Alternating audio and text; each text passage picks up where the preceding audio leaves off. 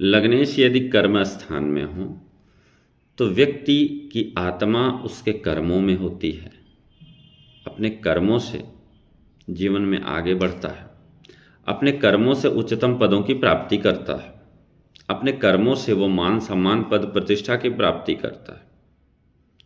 और लग्नेश कर्म स्थान में विराजमान हो, उच्च के होकर के हों, तो व्यक्ति देश ही नहीं विदेशों में भी प्रसिद्धि प्राप्त करता है। जैसा कि एक कुंडली मेरे सामने है, उनकी भक्ति वेदांत स्वामी प्रभुपाद की जन्म कुंडली है।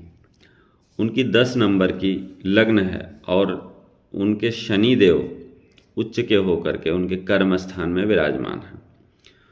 तो ये किसी से छुपा नहीं है कि जो प्रभुपाद हैं वो किस तरह से पूरे विश्व में इस्कॉन के संस्थापक थे और पूरे विश्व में उनकी ख्याति पताका फहरा हुआ है।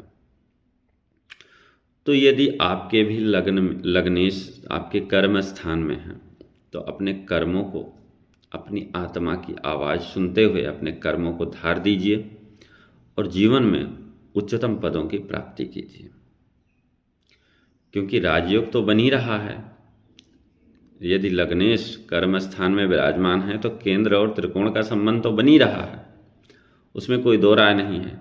राजयोग की निर्माण हो रहा है और राजयोग का निर्माण होता है तो वहाँ आपको अपने कर्मों पर ध्यान देना होता है। अपने कर्मों पर ध्यान दीजिए और अपने राजयोग को एक्टिवेट करिए। यदि आप अपने राजयोग को एक्टिवेट कर ले गए तो समझ लीजिए आपको जीवन में आगे बढ़ने से कोई रोक नहीं सकता है। जय श्री राम। ओम नमः शिवाय।